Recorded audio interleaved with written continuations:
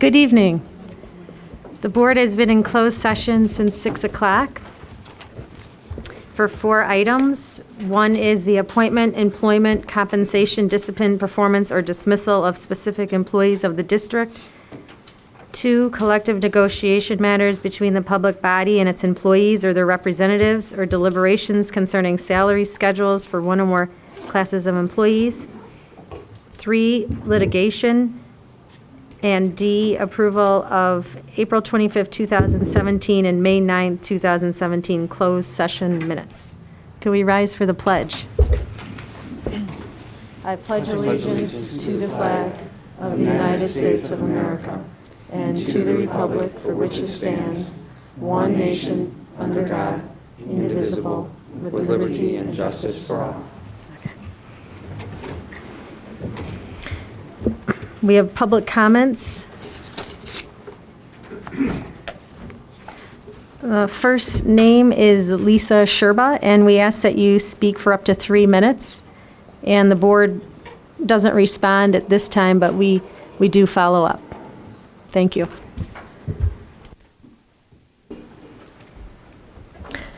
Good evening. My name is Lisa Sherba.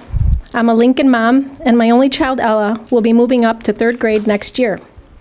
I'm here today to express my concerns with the increase in class size. I'm new to learning the school system and their processes. I work in healthcare, so for me, important decisions are usually made on evidence-based findings.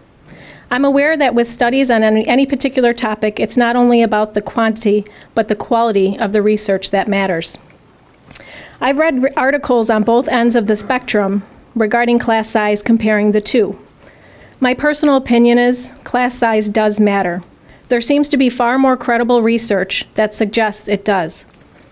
In this newer research suggesting that class size doesn't matter, if it's going to be used as the gold standard, then I'm interested in learning what are we doing to ensure that we have frequent teacher feedback, data-driven instruction, and increased instructional time.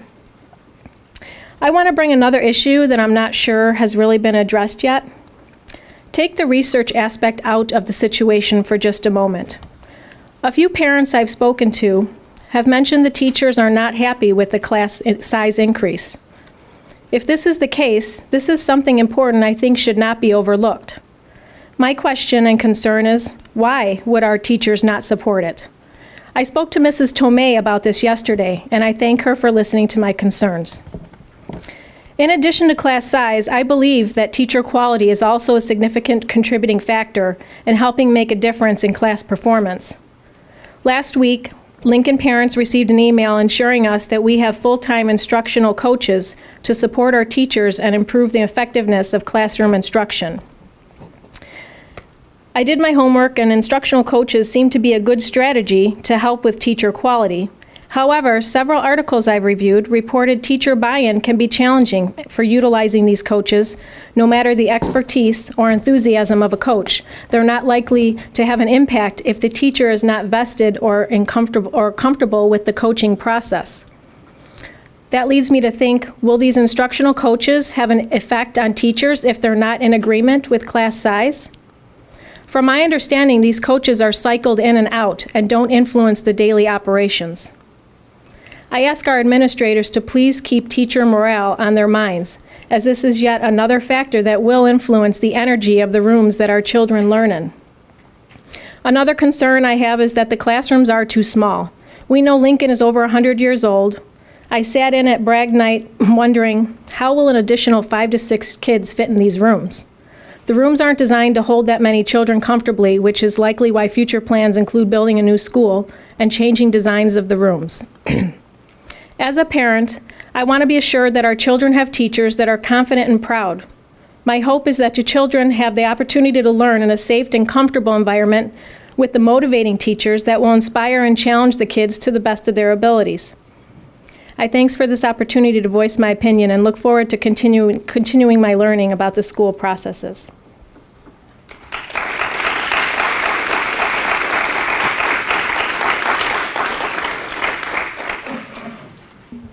Next is Maria Kiramitsos.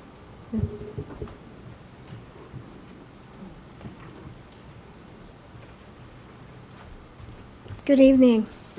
I'm also here to address the increase in class sizes at Lincoln and other schools in our district.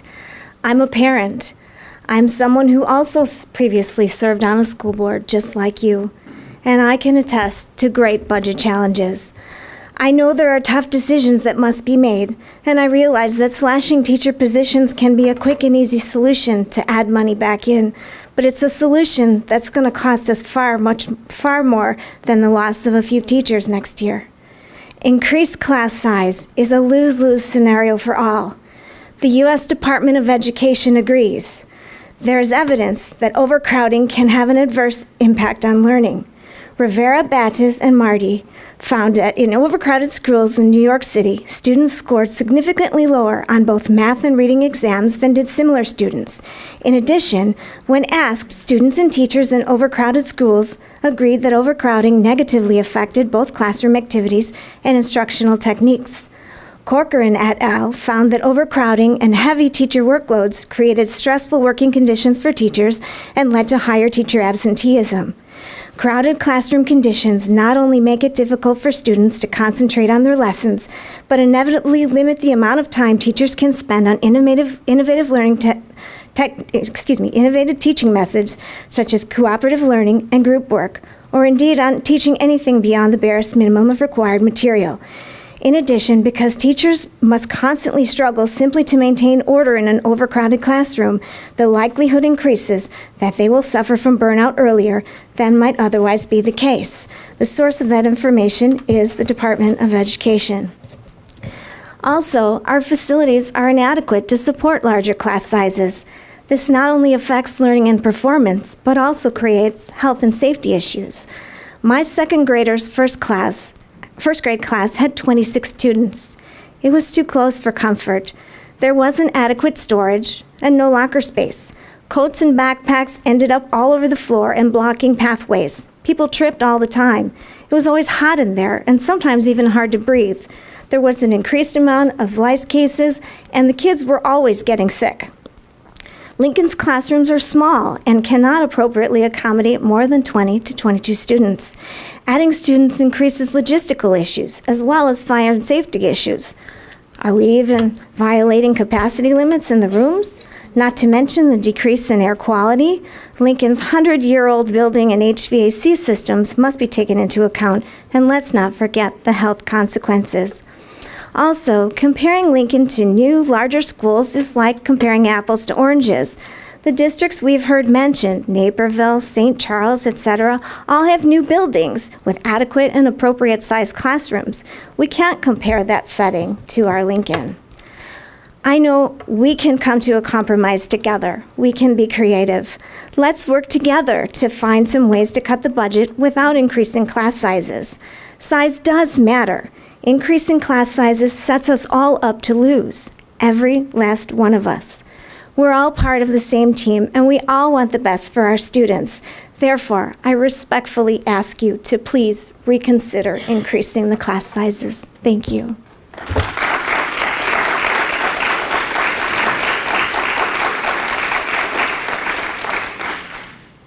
Next is Kristen Morrow.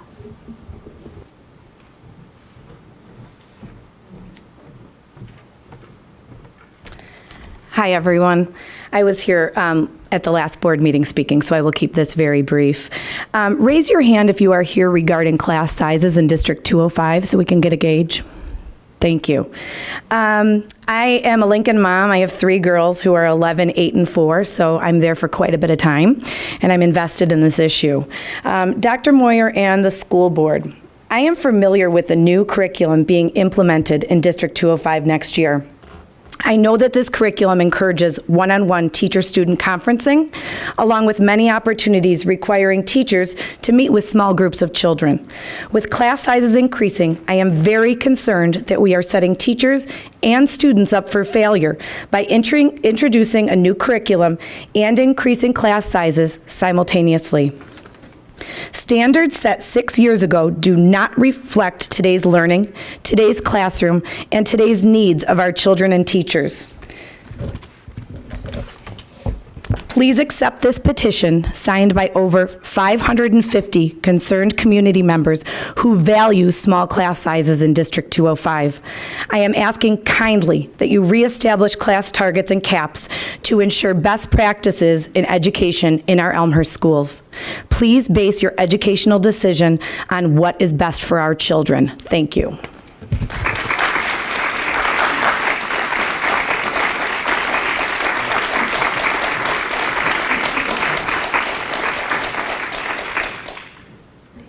Michelle Reedy is next.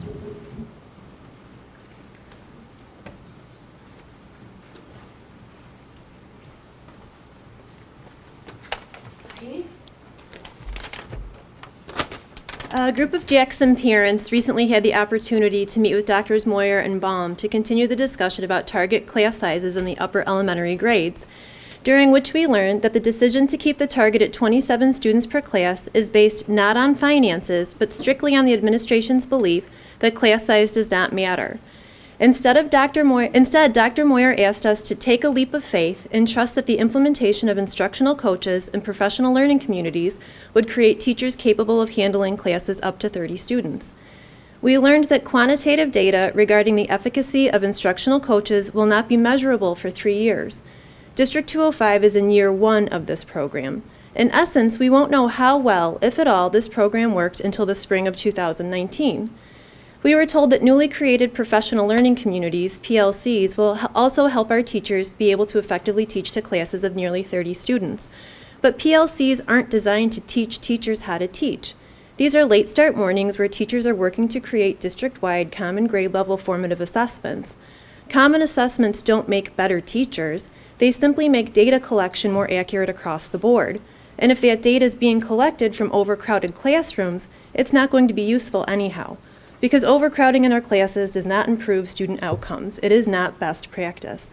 If we want to make a shift to best practice as a way to generate more positive student outcomes, the answer is to decrease class sizes, create mandatory paid professional development days over the summer where our teachers can learn how to implement new curriculums, bring in math interventionists to work with our students and prevent more students from falling through the cracks, and push interventionists into classrooms so our lower achieving students are in class more instead of being pulled out.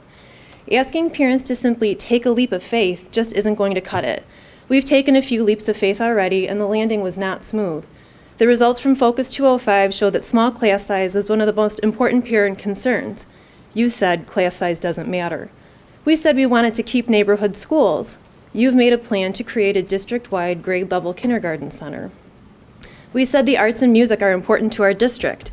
You responded by forcing middle school musicians to choose between music, the arts, and foreign language, and reduced the time our music teachers will be able to spend with our 4th and 5th graders.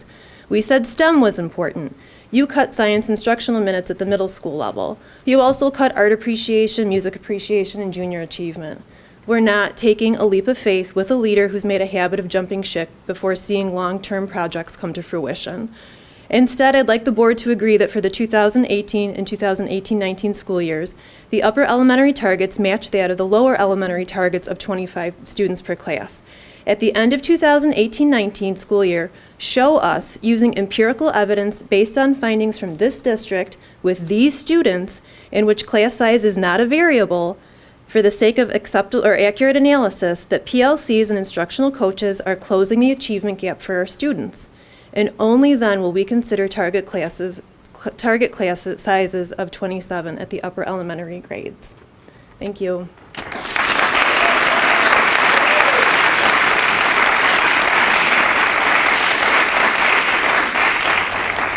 Next is Megan Fickner.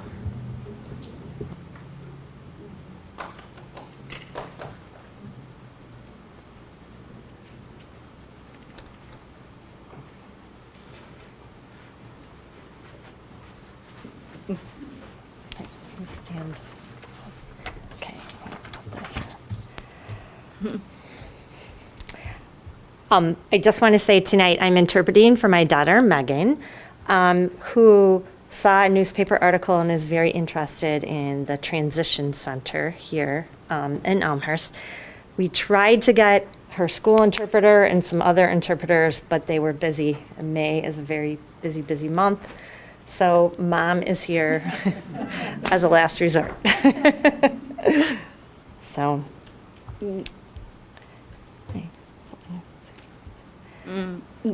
Hi, my name is Megan Fickner.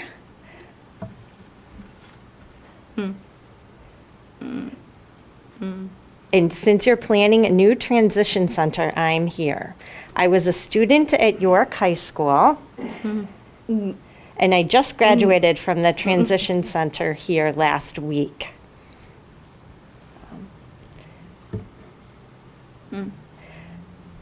The teachers do great work with all the kids who need a little extra help. And with us, all the kids like the teachers. And we want to see the transition center get better. So I have some ideas for the new transition center that you're planning to be better. I think it needs, number one, a better parking lot. It is very busy in the morning, it's not safe. It's a better pickup area for the buses and the cars. Number two, more computers in computer area and desks. Three, I think a game area with ping pong tables and pool tables would be good too. And a bigger TV room for movies and learning, maybe some couches. Number five, also the kitchen needs like an island area for snacks. Plus we can practice for our jobs there. 6, more space for teacher offices and more space for kids' classroom area, because there are a lot of kids in the small area. 7, a nice, safe outdoor area with a basketball hoop, maybe a sport court, some tables and chairs. And lastly, the location needs to be near downtown for walking, fun, and jobs. Thank you for letting me talk. I really like the teachers, and they are doing a great job. So when you are getting more money for the schools, do not forget the transition center. Thank you. Thank you. I love Elmhurst schools.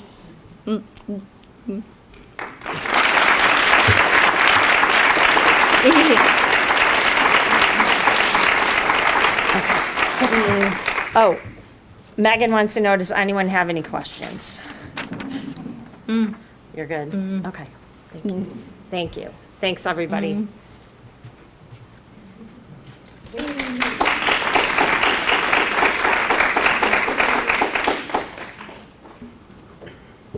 Guido Nardini is next.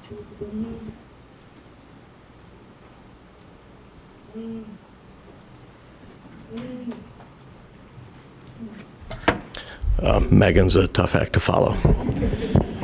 Hi, my name's Guido Nardini. I'm a Jackson dad. I'm new to Elmhurst. I grew up here, but I lived in Chicago for a couple decades. And I know that this is sort of the wrong way to affect change. One does not come to a board meeting and speak at a no back and forth exchange and really expect to have a successful outcome. My job here is to kind of convince you or implore you. I know that yours is a thankless job. You have been meeting for an hour and a half in closed session. We get to scrutinize all your decisions, and I bet you get far fewer accolades for the work that you do, and it's certainly not for the money, than you get criticism.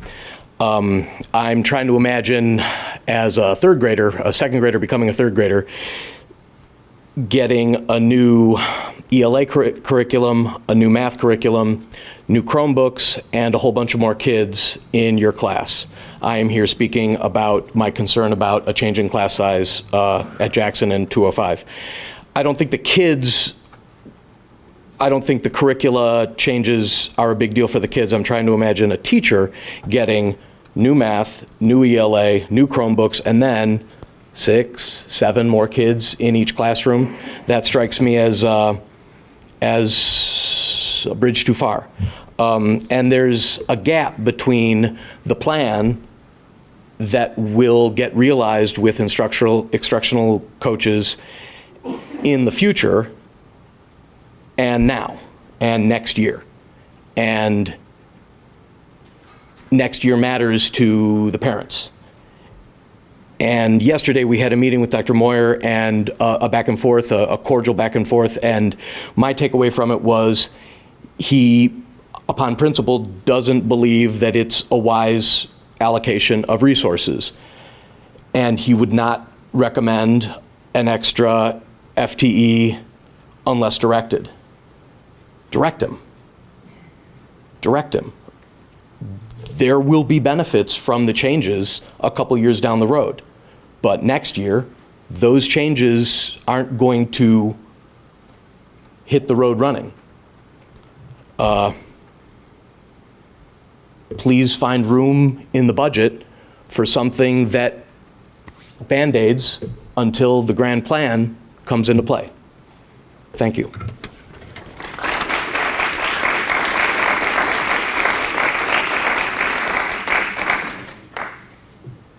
Okay, John Delagianis?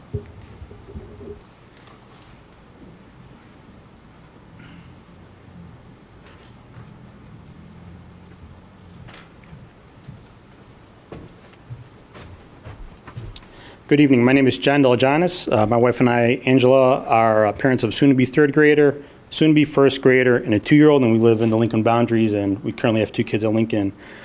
10 years ago when we were shopping for our house, we had 2 options, right? We could have gone to a bigger, newer house in maybe a community that doesn't have as strong as schools as Elmhurst, or buy a smaller house in a district that had better schools. We bought an 80-plus-year-old house. It's got all the issues that you would expect, but we felt that the right thing for our kids and their future is to pay the extra property taxes to have our kids in a strong school district. You know, a lot of the points that the other parents have brought up, I obviously share them, but there are 3 things that I think need to be addressed, and one of them was hit on earlier.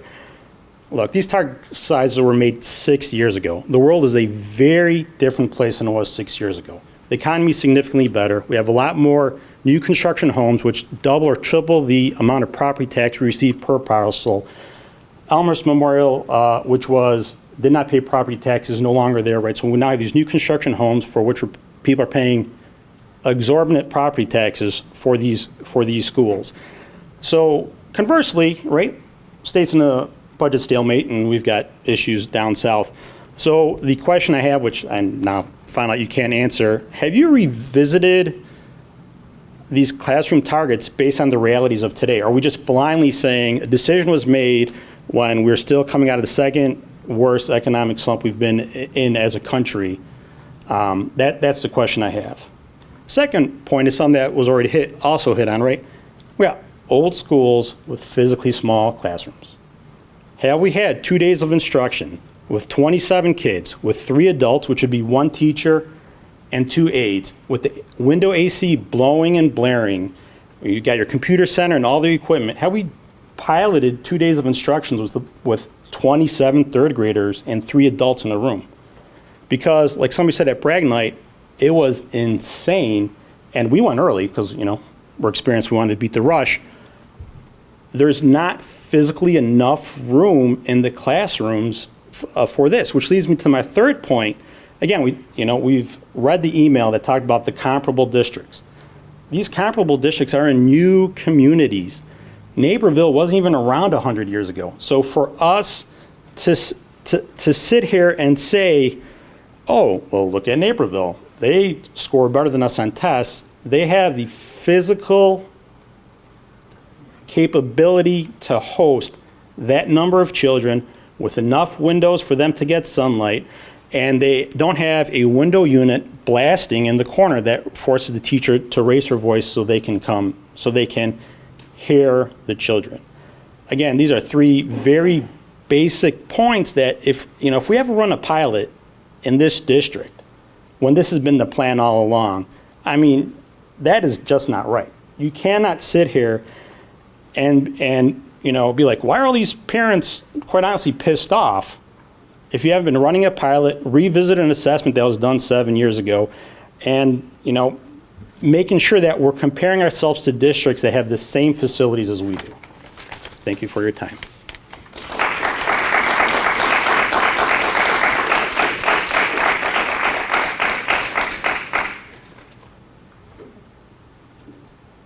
Thank you for the public comments. We're going to move on. I would like to add a few facts about class size. We do have low class sizes in Elmhurst, and that are lower than the state of Illinois, and lower than a lot of other schools that include older schools. And we do have low class sizes, 21.3 in second grade, 22.4 in third grade. And we have 161 sections of kindergarten through fifth grade in Elmhurst. So when we look at the 161 sections, we have about 3 of the out of 161 that are approaching our class size target. So we make every effort to have low class sizes, and I think we've done a good job of that, having 161 sections. And we will respond. A lot of good points were brought up, and we will get more information out. Thanks. Okay. Approval of board meeting minutes. And I'll just take a quick break if anybody wants to leave.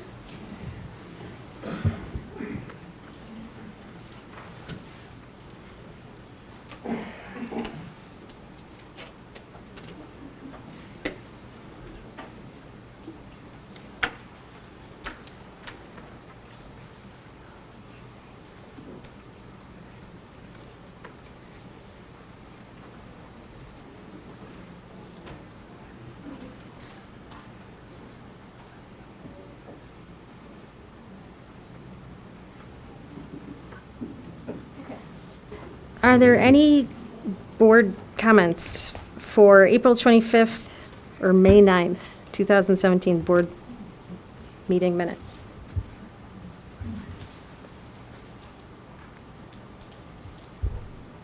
I have one. Bear with me.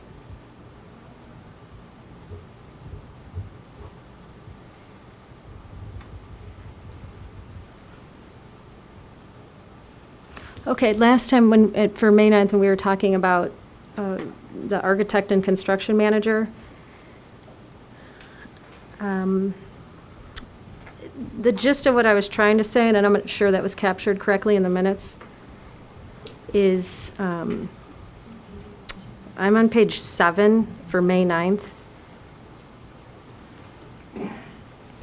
I stated that we don't have concepts yet at this point for information gathering process, for an initial information gathering. We could take advantage of relationships that we have, but that was all I could commit to at that time. So further down, Amy, second to last sentence at the end of section B, it says Mrs. Ebner agreed and they can move forward. I'd like to strike that or modify it. Right, to what it says above. What it says above is the gist, yeah, okay. Okay, that's all I have. Okay, the minutes will stand as presented for April 25th, and then as amended for May 9th. Next is superintendent's consent agenda. Would any board member like to remove an item from the consent agenda? I'd like to remove item C.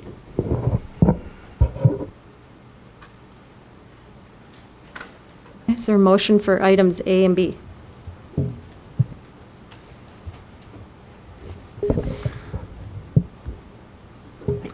I move that we approve superintendent's consent agenda items A and B. I second. Moved by John, seconded by Karen. Go ahead, John. Oh, I'm sorry. I was thinking C. Okay, we need a roll call vote. Mr. McDonough? Yes. Mrs. Stufen? Yes. Mr. Bloom? Yes. Dr. Harrell? Yes. Mr. Collins? Yes. Mrs. Caforio? Yes. Mrs. Ebner? Yes, it's 7 ayes, no nays. That motion carries. Need a motion for item C.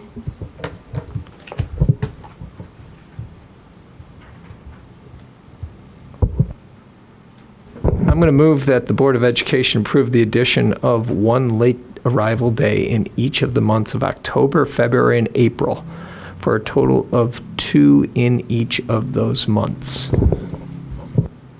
There's a second. I second. Moved by John, seconded by Margaret. Go ahead. The reason I asked to remove this was because I've heard talk, emails, discussion going on about late arrival days. And there's some real important reasons, in my opinion, for having them. And so I let the superintendent know I would be removing this because I'd really like to give the administration an opportunity to talk about what the intention is in increasing these and what it is perceived to be the benefit of having these additional days. Okay, I'm going to give a brief overview, and then I'll turn it over to Mary to add anything that she would like. The high school has late arrivals almost every week. The K-8 schools have them once a month, and what we're finding is we're finding it very difficult to have enough time for those teachers to collaborate to do the work that we're asking them to do. The best professional development is done within the school day, and the work that we're trying to accomplish with assessment is not moving along as quickly as we would like. And so this past 2 years ago, we took a lot of those late arrival times for assessment work, and that compromised the ability for buildings to implement their school improvement plans. This year, we reallocated that time to the buildings, and we found that we just were not making enough progress on assessment as we felt we needed to. And so the 3 that are being added would be dedicated solely to assessment, and the others would remain time dedicated to building level school improvement work. That's when we do our professional learning communities work, where grade level teams, school teams, and oftentimes multi-district teams get together to focus on student growth and our instructional goals. So Mary, whatever you'd like to add to that.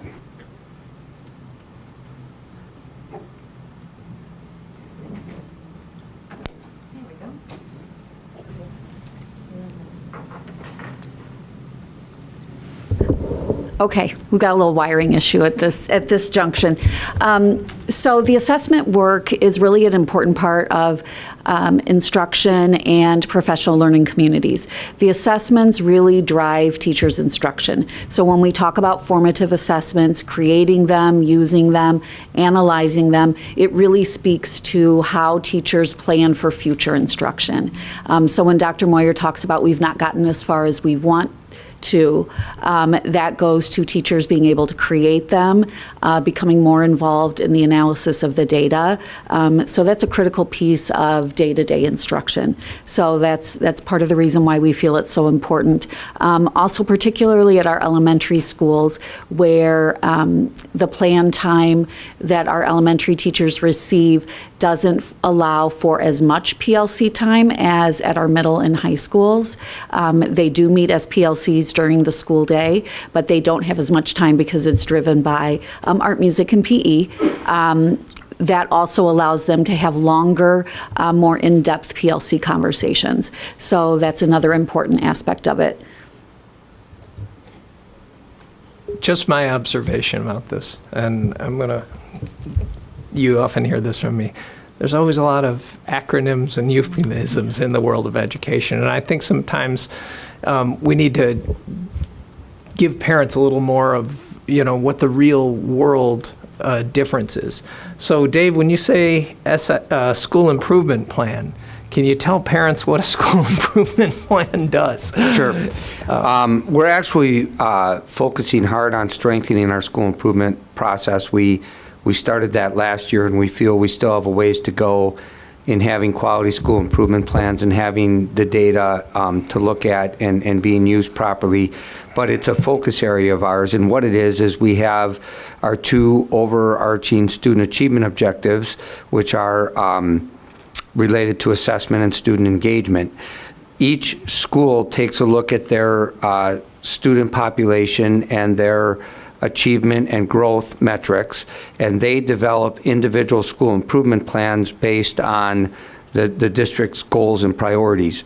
Many of them will focus on assessment, literacy, student engagement, all those things we talk about all the time, but then also reflected in that are the processes, the professional development approach, and the various different things needed to do to support specific improvement goals. So they may take a strand of literacy, like reading comprehension, like main idea, or some other thing, and they will pare that down into something that is measurable and specific to their school, and then they will work on making progress in those types of areas. That's a very good description of it. So, for example, York High School has a goal about being college, career, and life ready. That's one of their individual school improvement goals related to our overarching student achievement objective of student engagement. And that's where Principal DeLuga has come to the board meeting and has spoken about the different pathways and things they're developing. So that's an example of a school-specific goal that's tied to our student achievement objectives. But we feel that our school improvement plans need to become more of a fluid living document. They should be shared with, and parents should be regularly updated on the progress of those school improvement plans. So when Dr. Moyer speaks about strengthening our process, those are some of the things that we're looking to do. I think the basic thing that people don't understand is education it looks a little bit different now, or at least we're trying to make it a little bit different through PLCs, through a collaborative approach. And it's important that the professionals get together, work together, share ideas. As Dave and Mary talk about, they prepare the assessments. They actually, on the ground, preparing the actual evaluation of the big questions. What do we want our kids to learn? How will we know? There are 4 questions. Trust me, I just can't call them up right now. But there's a real thing. Sometimes it seems like the concern that parents have is it's a real impracticality when these late, and we are sensitive to that. We hear that. And I know that we don't do these things lightly, knowing that there is a burden in that respect. I don't know what resources in the community could be marshaled to help parents that have particular problems that way, but we don't enter into these late start efforts without recognizing that there is a cost on that side. So, is there anything that can be offered in the way of a resource for parents that do have a problem?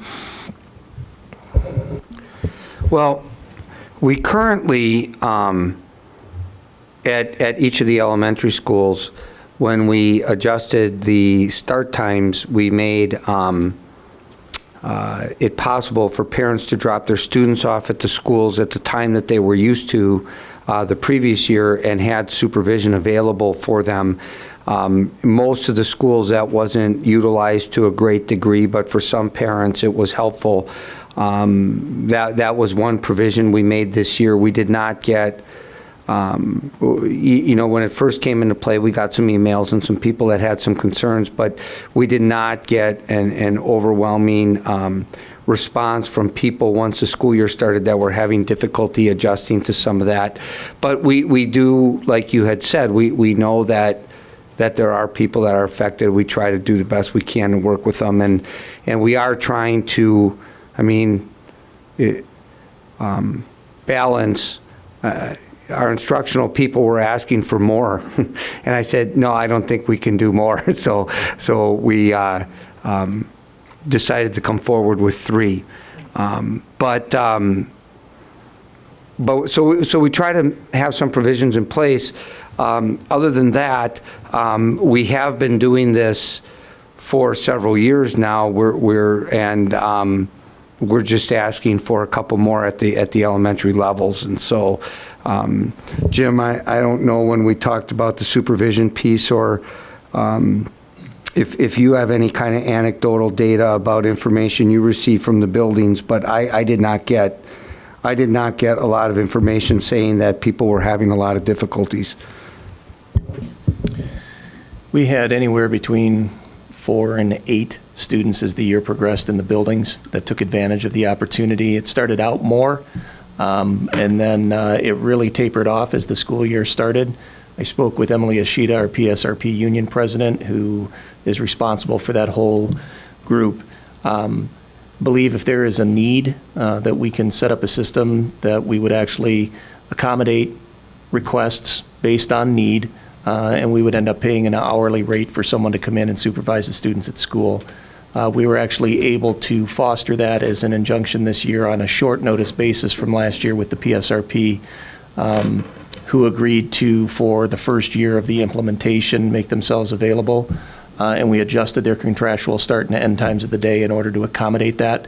I think we can be more prudent and more efficient by doing it a different way, but if it is necessary, we can definitely accommodate if necessary, but the district would incur a cost to do that, which we did not incur this year because of how we were able to stagger schedules.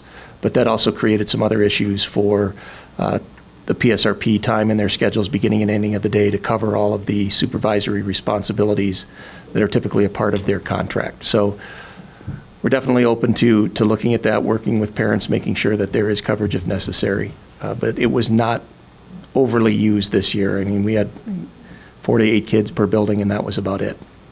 So recognizing that there is cost on family is the reason why that this is only 3 days, an additional day in 3 different months, so it's not a big increase, but real important work is happening these mornings in the schools. And I think, if we can communicate to parents and stress that the professionals, the teachers really are asking for this. They're asking for this time to get together and to make their jobs more effective at bringing things together by getting together. So I just wanted to stress that it's not something that's considered lightly. It is something that we take pause before approving.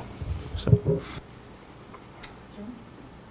I also hear frequently that late starts are a burden on dual income families in terms of it's way easier to set up regular childcare than it is sporadic childcare, especially for a pretty small fraction of the day.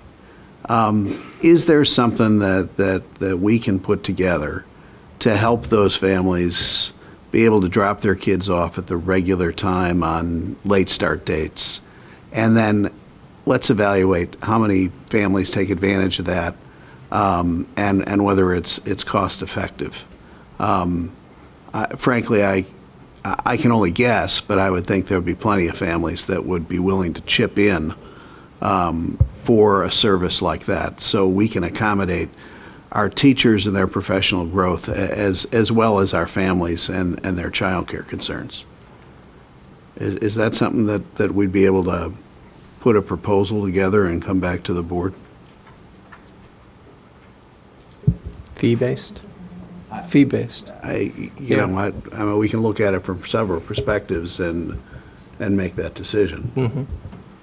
And maybe also ask, and particularly at the elementary level. If there was some way we can communicate to parents to indicate whether they would take advantage of something like that, so at least then we could judge demand. I realize, it's we don't have a whole lot of opportunities before the end of the school year to communicate with parents, but it is a frequently heard objection to late start days and adding more late start days. It doesn't seem to be a problem at the high school district. And those of us who, well, until recently, had high school kids, they welcome that one day. It has really improved their lives by a lot to have that one day when their sleep cycles get restored.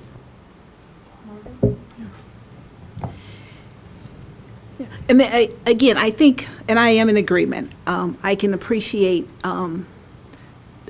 being a working mom, that it is difficult. And I think I also heard that there was a process in place that it sounds like did not get well utilized.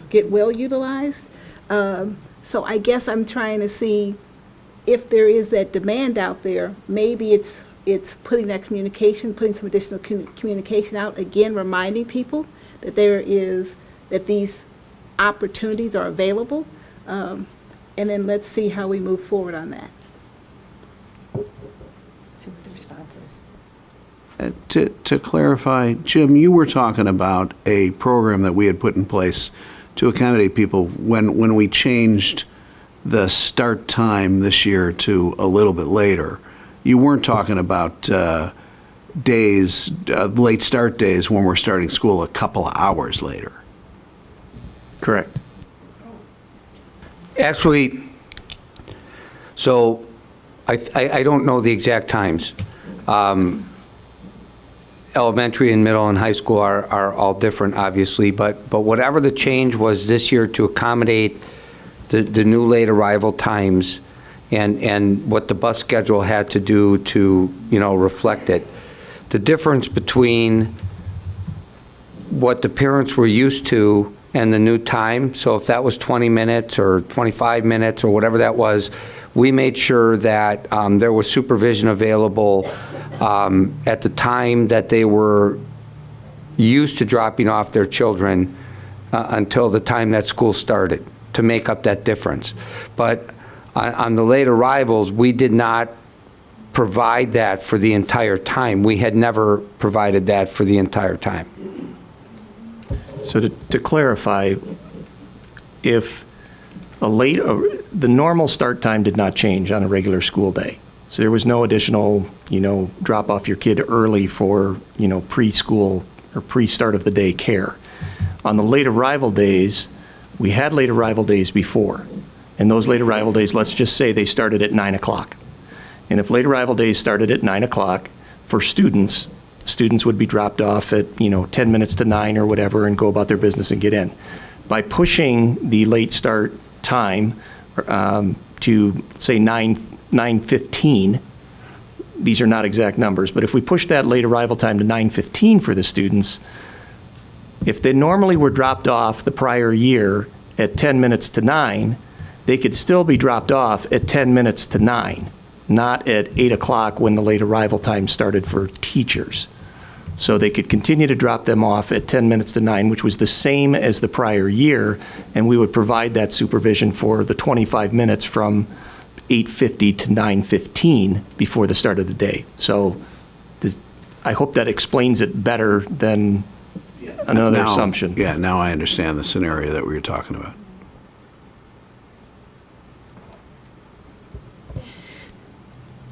I guess one more. So this new process, because again, then I can see where there is a challenge. And maybe it's for a minute few.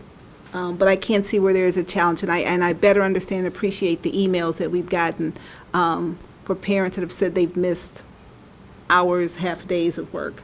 So that helps me. Thank you for having this discussion on here. Jim, I thought I heard you say there would be some cost involved to do something like this. Can we just understand what that cost would be? we would not be looking to adjust the PSRP schedules again for next year to provide that supervision. We also have some professional development planned for the PSRP during late arrivals, and on other late arrival days, they will not be expected to attend until the school day starts. That's dependent upon what's negotiated in the current contract negotiations that we have going on with the PSRP. So there are a couple variables at play with that. We don't know yet exactly what that will look like in terms of their start time and the number of days that they would be required to be in attendance on the late arrival days. So we don't have the capacity right now that we did last year to adjust schedules to accommodate that 25 minutes of supervision time, which means that we would have to offer it as an option, and we would have to allow people to sign up from the PSRP ranks or other employees in the district who aren't involved in late arrival business could receive payment on an hourly rate for providing that supervision in the morning, which is not an additional cost that we incurred this year because of our ability to flex the PSRP schedule.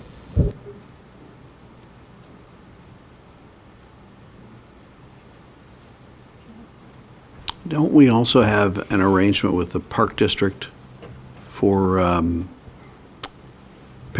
to accommodate parents that need to drop their kids off on a regular basis early and pick them up well after the end of the school day?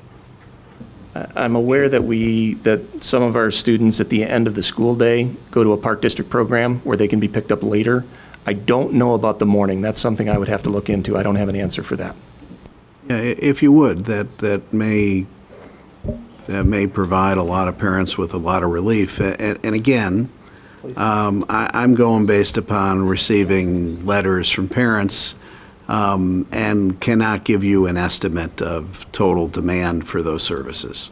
So I think that would be helpful we have a way to judge final demand as well. Okay, I'll be happy to look into that. Thank you.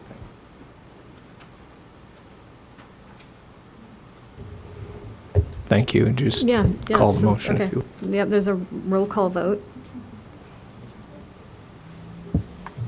Mr. McDonough? Right? Yes. Dr. Harrell? Yes. Mr. Bloom? Yes. Mrs. Stufen? Yes. Mr. Collins? Yes. Mrs. Caforio? Yes. Mrs. Ebner?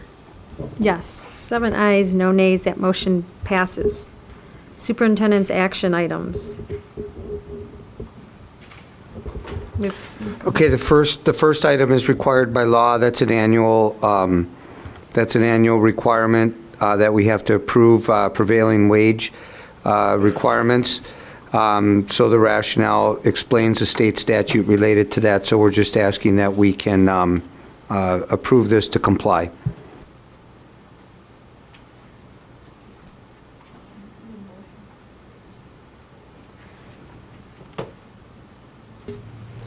I recommend that the Board of Education approve the prevailing wage resolution as presented. Second? Second. Okay, moved by Margaret, seconded by Kara. Any discussion? This is- Other than, as Dr. Moyer Yeah. pointed out, we're complying with the law in the state of Illinois. Dr. Harrell? Yes. Mrs. Caforio? Yes. Mr. Collins? Yes. Mr. McDonough? Yes. Mrs. Stufen? Yes. Mr. Bloom? Yes. Mrs. Ebner? Yes. 7 ayes, no nays. That motion passes. Next item. So the next item, I'm going to let Chris explain, but this again is something that we do regularly. We pay the leases for the technology out of the debt service fund, and then the debt certificates for this building and for the stadium, those are paid out of the operations maintenance fund, or out of the debt fund. So we have to transfer from the education fund to cover the technology leases, and then we have to transfer out of the operation maintenance fund into the debt service fund for the debt certificates on this building and the stadium. I move that the Board of Education approve the resolution transfer money from the education operations and maintenance funds to the debt service fund for the purpose of payment of technology leases and debt certificates for fiscal year 17. I'll second. Moved by John, second by Jim. Any discussion? This is routine. Go ahead. Mr. McDonough? Yes. Mr. Collins? Yes. Mrs. Caforio? Yes. Mr. Bloom? Yes. Dr. Harrell? Yes. Mrs. Stufen? Yes. Mrs. Ebner? Yes, 7 ayes, no nays, and motion passes. Approval of architect for feasibility analysis. Okay, at the last board meeting, we were authorized to move forward with White and Company, which is our existing architect of record, for future facilities work in the district, and anything that is related to a longer-term contract, we will bring forward to the board as we negotiate those terms. What's on the agenda tonight is the first portion of the feasibility study to get, or feasibility analysis, not to exceed $50,000, which is to get designs to begin the process of taking a look at our options for our future facility projects that we had, that we intend to get feedback on from the community beginning in the fall. So we've talked about this a couple different times over the last couple months. If you have specific questions related to the contents of the rationale, Chris can answer them, but this motion is for the first portion of this work, and then the district will continue to negotiate terms that would bring to the board for the remaining phases of the work, depending on where we go as a district, what decisions are made for our long-term plan. Motion? I move the Board of Education enter into an agreement with White and Company for feasibility analysis at a blended rate of $165 an hour, not to exceed $50,000. In addition, if White is selected to provide design services as district architect, they will credit back 50% of the above final compensation toward the larger project if approved. Second? I second. Okay, moved by John, second by Margaret. Is there discussion? Go ahead. It's a very good firm. I'm satisfied with the way this, and I think it's really demonstrating to the public that this is a real responsible way to both obtain the quality they have in a short time frame for the concept phase, and to also show the responsibility long term on should we go to another phase to demonstrate responsibility to the public.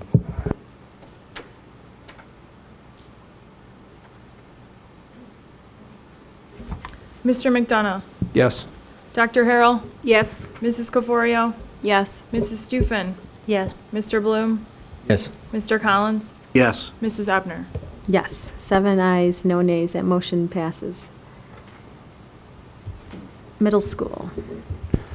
Okay, with the new middle school programming, when we brought our final staffing to the board, we had estimated that we would need 4.0 additional FTE this first year with math, primarily to staff math, and that we expect that we will recover that over time as the new proposal is fully implemented with the rest of the changes that are proposed. We, as we got into the granular level of scheduling at each of the building levels, we missed by a couple tenths of a % of FTE in our projections. Jim believes that we will need about 0.31, so about 0.31 of a person to complete this staffing. As we take a look at everybody's certifications and make sure that we do this and put these final pieces together, we wanted to ask for 0.6 FTE so that we would not have to come back to you again. We don't anticipate needing all of that. In fact, we may not even need the 0.31, but we think there's a chance we're going to need a couple extra tenths of an FTE to complete the middle school schedule. and we would like to complete the hiring and staffing.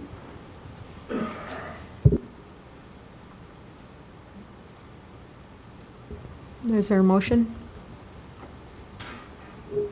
I move that the Board of Education approve an additional .6 FTE at the middle school level. Okay, is there a second? Okay, moved by Margaret, second by Kara. Any discussion?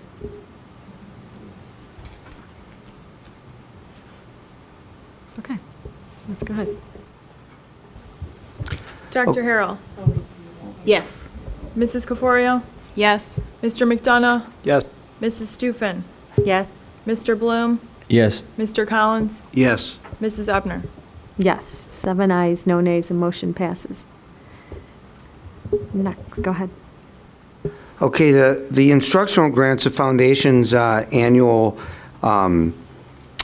program in which they teachers submit requests for funding for special projects, and primarily related to innovation is kind of the goal of the foundation, is to support innovative types of programming for students. This year, the foundation approved grants totaling $53,827. We're asking that you approve that so that we can move forward and fully implement all of these requests for the next school year.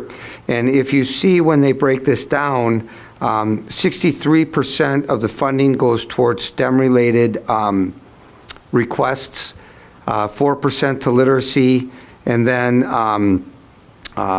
some future-ready learning environments, and also developmental physical education is included in their 19%.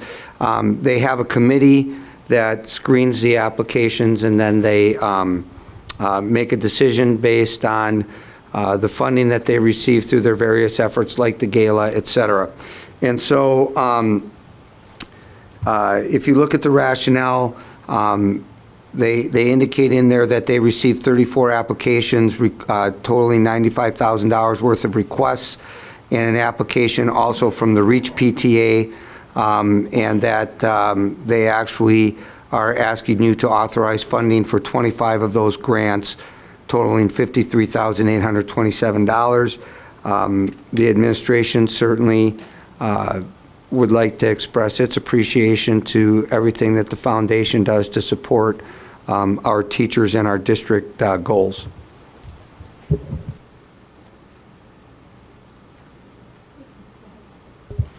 I move that the Board of Education approve the award of funds for the 2017 Themes Grants totaling $53,827 as funded by the District 205 Foundation. Your second? I'll second. Okay, moved by Karen, second by Chris. Any discussion? Go ahead, yeah. There's many different groups that we want to thank.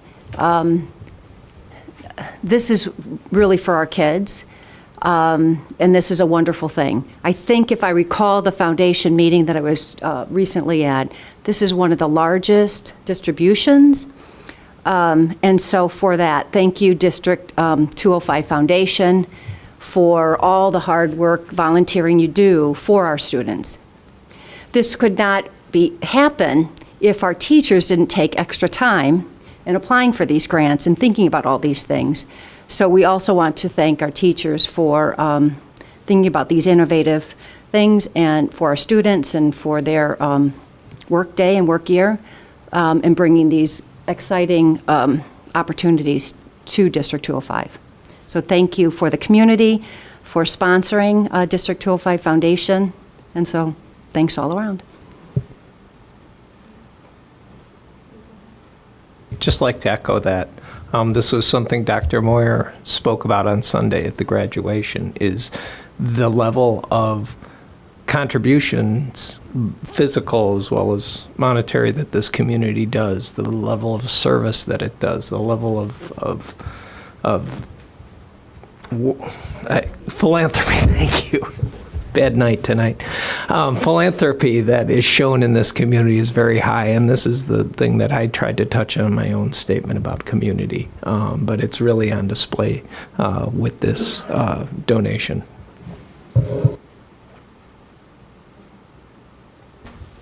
Mrs. Stufen. Yes. Mr. Bloom. Yes. Mr. Collins. Yes. Dr. Harrell. Yes. Mr. McDonough. Yes. Mrs. Caforio. Yes. Mrs. Ebner. Yes, 7 ayes, no nays, the motion carries.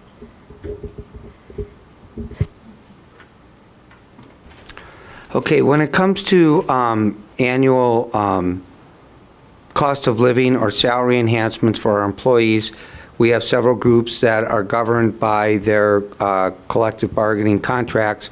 So the teachers have a contract, the PSRP group, the custodians, and last year we also, the board approved a concept for an administrative salary structure with pay ranges for various positions, and we did kind of an analysis and a comparator study and those types of things. And so what we're asking you to approve tonight will allow us to get the contracts together in June prior to the start of the next fiscal year for all of our non-union groups that are not impacted by collective bargaining agreements. So that would be all non-union employees, all administrators. That includes people that work in the technology department, people that work in the district office, those types of employee groups. In the PSRP and custodian contract, they are guaranteed a floor of a 1% salary increase.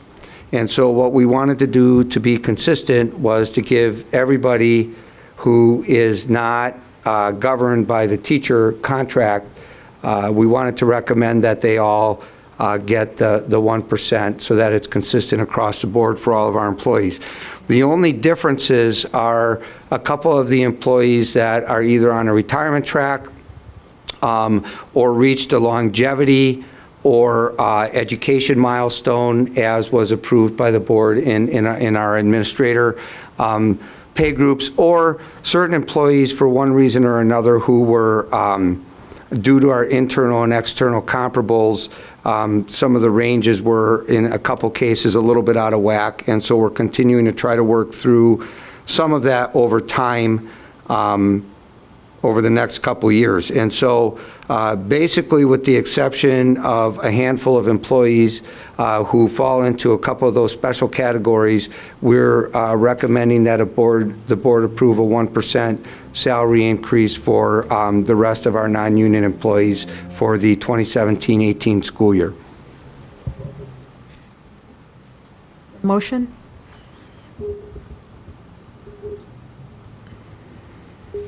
I move that the Board of Education approve the 2017-2018 non-union salaries as recommended. Second? I second. Okay, moved by John, second by Margaret. Is there discussion? It's pretty straightforward. Okay, go ahead. Mr. McDonough. Yes. Dr. Harrell. Yes. Mrs. Stufen. Yes. Mr. Bloom. Yes. Mr. Collins. Yes. Mrs. Caforio. Yes. Mrs. Ebner. Yes, that's 7 ayes, no nays. That motion passes. One more action item, approval of donation.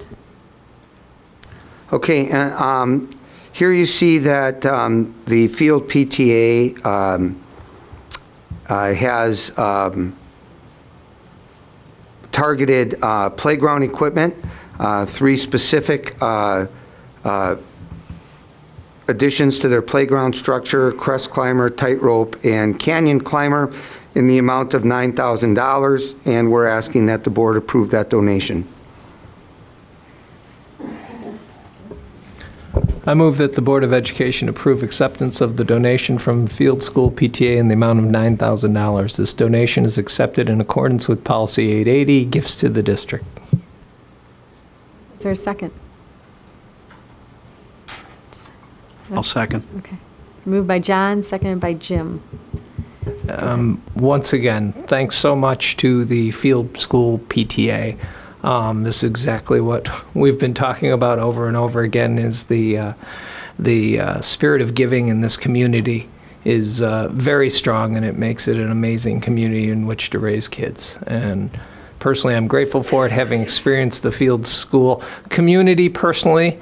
I hate to be so nostalgic this week, but it is the last one leaving District 205. I still regret the renaming of the mascot. I think Freddie and Frida, the field mice, was a much better choice than the Falcons, but the democratic process should prevail, and the Falcons it is. Go ahead. Mr. McDonough? Yes. Mr. Collins? Yes. Dr. Harrell? Yes. Mrs. Caforio? Yes. Mrs. Stufen? Yes. Mr. Bloom? Yes. Mrs. Ebner? Yes, 7 ayes, no nays, that motion passes. There's action on closed session item. Approval of assistant principal, go ahead. I move that the Board of Education approve Christina Pedraza as the assistant principal of Hawthorne and Lincoln Elementary Schools with a start date of August 7th, 2017, and a base salary of $91,573. Second? Moved by Jim, seconded by Kara. Is there discussion? Jim? Christina, welcome. I think, first of all, you have big shoes to fill. And I'm also thrilled that we're thrilled to have you. Our district here will be a better place with you here, so we can't wait for you to start. Thanks.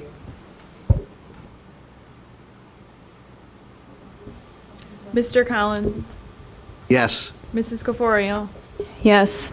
Dr. Harrell? Yes. Mrs. Stufen? Yes. Mr. Bloom? Yes. Mr. McDonough? Yes. Mrs. Ebner? Yes, it's 7 ayes, no nays, that motion passes. Welcome.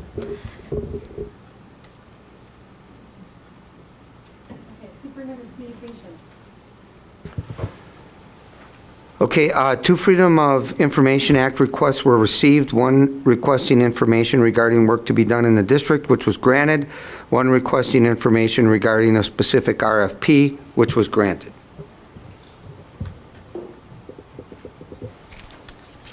Then, one of the semi-regular updates on our principal professional development.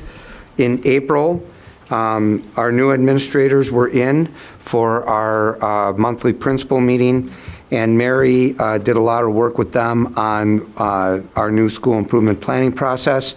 One of the major areas that we're trying to strengthen is our use of data. We will go into a little bit more detail when we talk about the student achievement objectives in June. Then, because we had to reschedule some of our meetings, we actually had our final 2 principal meetings for the year in May. As we traditionally do, we have our administrators rotate and take turns facilitating certain work. And in this case, it was around the work of the last 2 chapters of the Fullen and Quinn book, Coherence, one entitled Securing Accountability, and the last chapter, Leading for Coherence. One of the major concepts in the last chapter was the idea of cultivating leadership throughout the building, which I think is something that's very important for us, and we want to continue to work at that as we implement our professional learning communities. And then Dave Beatty and Kathy Baker facilitating some work on and study of the P21 framework. That's the Partnership for 21st Century Skills. You can go to p21.org if you want to look at that a little bit. That talks about the 4 C's and various other things related to future-ready learning. And they took us through a very, very well done 2-part workshop on critical thinking. And Kathy Baker, I guess in her final gift to the district before she retires, came up with a very nice graphic where she took the rigor and relevance framework related to critical thinking and rigor and superimposed it upon the SAMR model for technology integration. And we kind of had a rubric that we can look at in classrooms with technology integration and how that relates to what we're trying to support with critical thinking and rigor. So, but it was, at any rate, it was a nice way for us to conclude our work this year. Next year, we're going to really get into what it means to be a culture of innovation, and we're going to get a little bit, among other things that we're going to do as a group, get a little bit into Daniel Pink's book, Drive, and a book called Lead and Disrupt by two Harvard professors, Charles O'Reilly and Michael Tushman, about how to support an innovative culture in your district and in your organization. And so that's my report on the principals. And then one final item is the construction manager update. But before I do that, there's something that's not on the agenda that I want to hit before I turn it over to Chris. And that is just an update on some of the important work that's going on with implementing the new middle school model for next year. I had a request to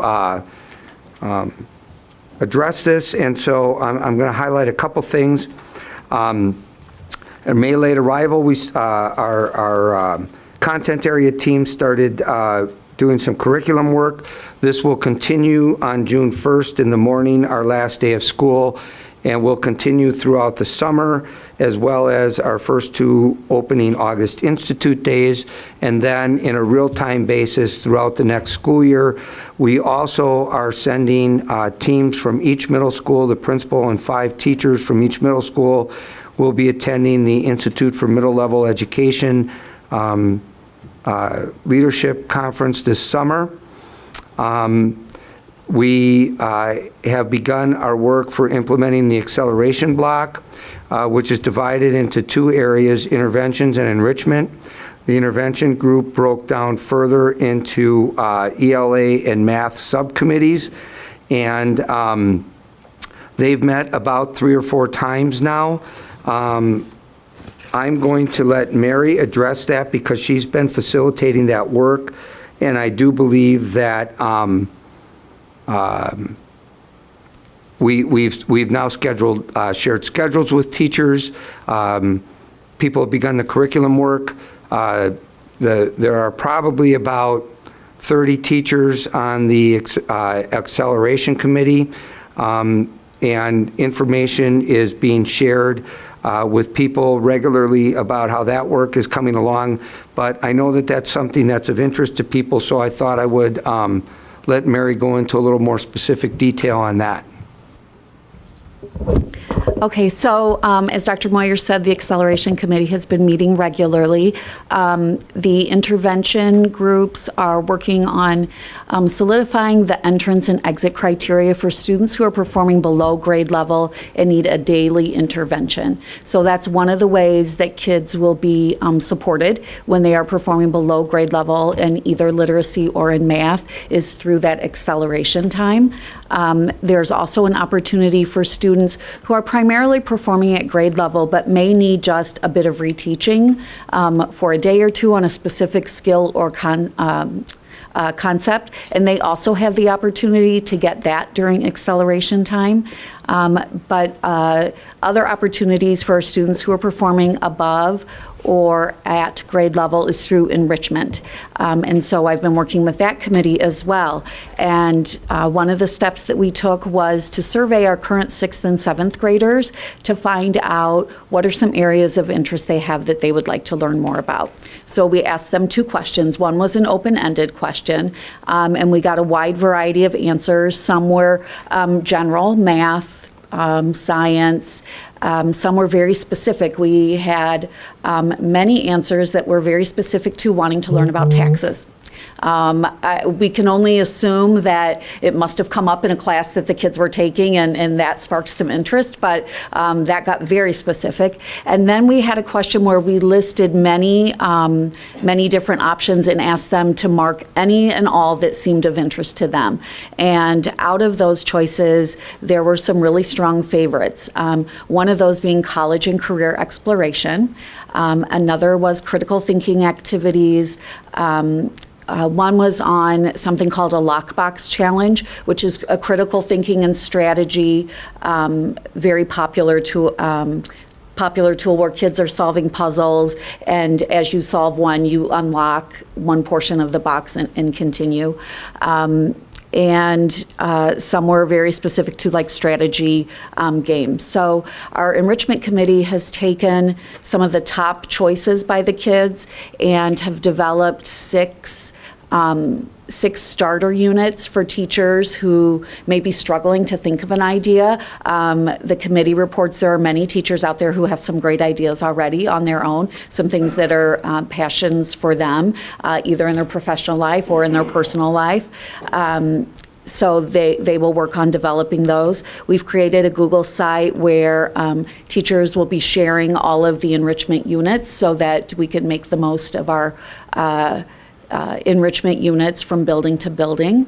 And let me see what else. Oh, and we've also talked through the structures that will be in place. The enrichment units will last for 3 weeks at a time.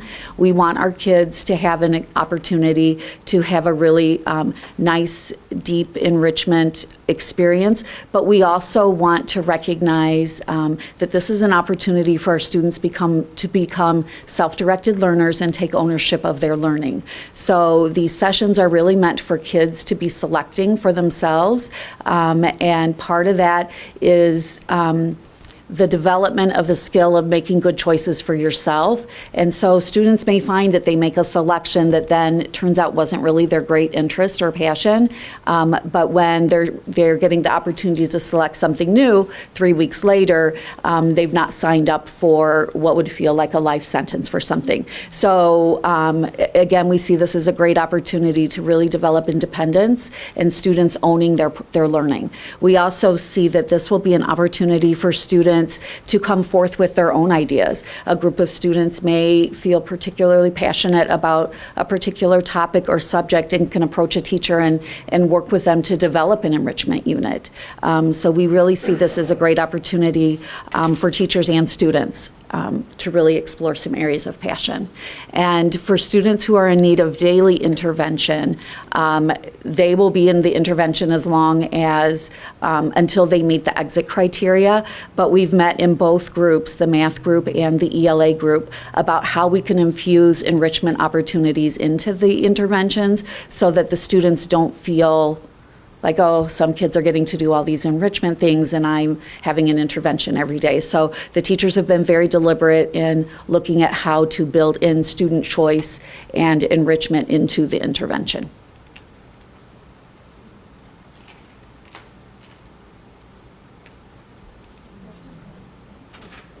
Well, first of all, that's exciting for middle schoolers. Like, I think for a lot of middle schoolers, that will probably be their favorite part of the day.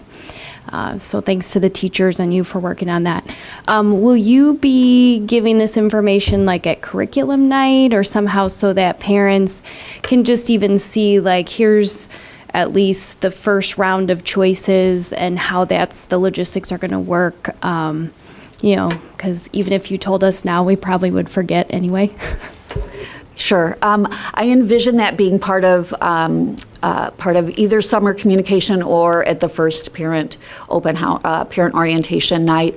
The acceleration time is due to start on September 5th. Those first couple of weeks, schools have scheduled out using that acceleration time for some of those beginning of the year procedural and routine things that normally cut into instructional time, such as deploying Chromebooks, student goal setting, school-wide expectations, and things related to PBIS. So important work that has to happen at the start of the year, but very quickly we want to get the kids up and running in acceleration.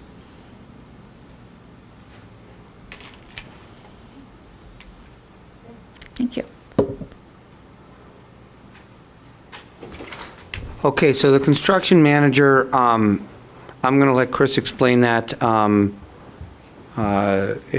what the RFP process looks like and why he felt and we agreed that this was the best way to handle this part of the work, so. Well, at the last board meeting, the board talked about making sure that we were able to demonstrate to the community the construction manager was not only top quality, but also that we, for the community, for the district, that we had competitive pricing. We did feel that the McHugh proposal was competitive. It's just that the way construction managers' contracts are priced, it's very complex. There's different components, the general conditions, and the base or professional fee. And some construction managers put different things in different buckets, and it complicates the matter somewhat. And the survey information, when you compare the proposal to the survey information, it didn't seem like it could really demonstrate that this was a competitive price. It was just complicated. So we felt that doing the request for proposal process would alleviate any question about the pricing component. It would be fully transparent, that showing the due diligence and effort we're putting into selecting the construction manager firm. So we got right to work on the request for proposal.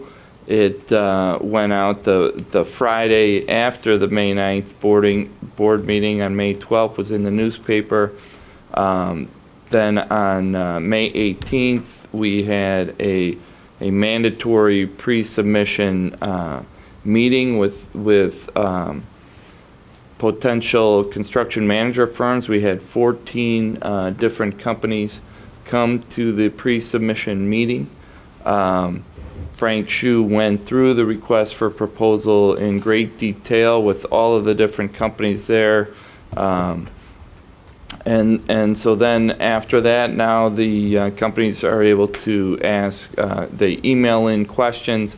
We answer the questions to all 14 companies. We will receive proposals next week, May 30th, and then we're going to read those, study those, evaluate those, and try to narrow them down to then companies for a 1-hour interview on June 8th, and then the committee will then bring a recommendation for board approval on June 20th.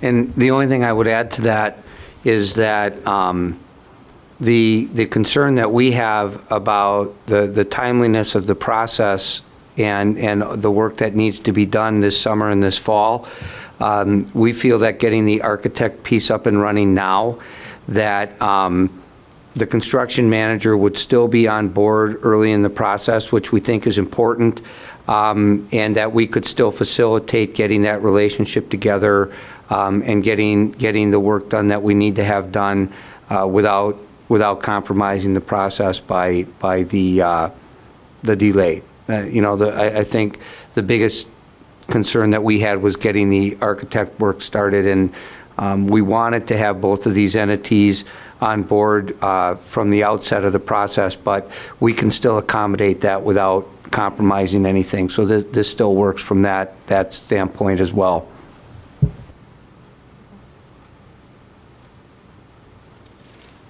Any questions? John? I think this is a really good way to demonstrate responsibility to the community, and very glad that you're doing that. It is important function, and I think it's important to show the community you're taking time. The RFP will concern both the concept phase and the latter phase of project, should we decide to go ahead. Yes, that is correct. Both components were included in the request for proposal scope. Thank you.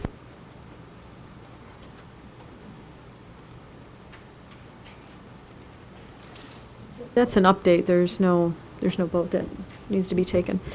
Okay, thank you. Board communications.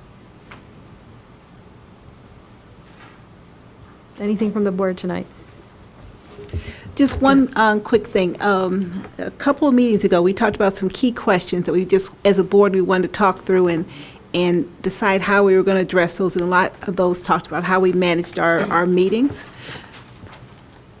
It's always a challenge for these board communications on when we have those discussions, because typically it's very late in the evening. But I do want to stress the importance of having that conversation to make sure that we're all in alignment on how we structure our meeting, and to make sure, particularly, that we,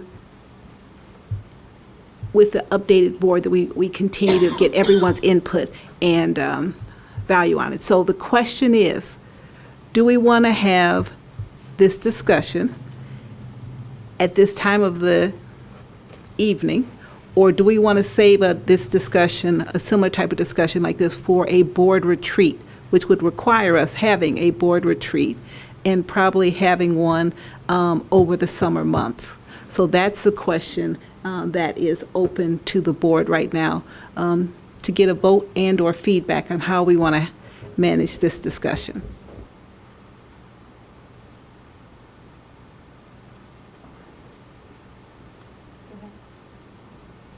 I hate to add another meeting for us, but it's always helpful for us when we meet in the summer to kind of just look at the, past year or years, get, for example, Kara's input, and just revisit, and just like everyone in the district has to look at improvement, we do the same. My thoughts. Last year, we met the first half of August, when people are back from vacations and school's about to start up. So I could have Ellen pull the board for that time of year. Does that sound okay? Were you going to say something, Margaret? Or Jim? Why do you prefer August to July or late June? When we polled last year, there was a lot of vacations happening, and it seemed like everyone was back in Elmhurst closer to when school was starting, like beginning to mid-August. That's just how it worked last year. I can poll for June and July, that's fine. I think that'd be a good idea. I mean, I think the sooner we have this discussion, the better Yeah. off we are. Okay. Yeah, that sounds fine. Okay, good.